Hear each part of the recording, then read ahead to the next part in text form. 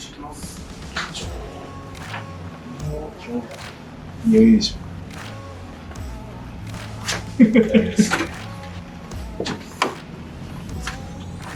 あ、合格です。ありがとうございます。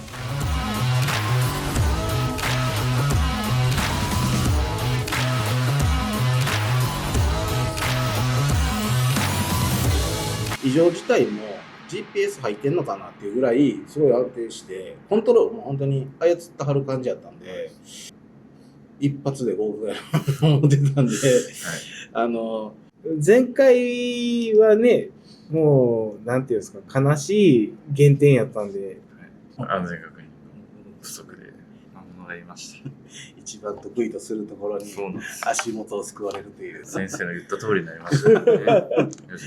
いい人生経験でしたよね。はい、そうですね。まあまあ、とりあえず100点で合格なんで。はい。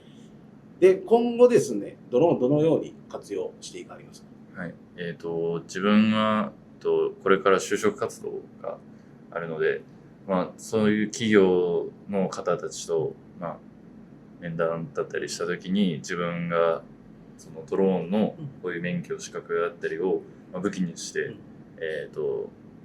就職活動を進めていけたらなと思います。また、就職先でも、まあ、そういうドローンを操縦する機会があれば、どんどん活用していっていきたいです。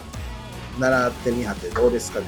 こういう機体を操縦したりっていう機会が本当になかったので、すごく新鮮な経験になって、ここからの人生においても活用する機会が多いと思うので、まあ、すごくいい刺激になって、とても楽しかったし、ありがたいです。よかったです。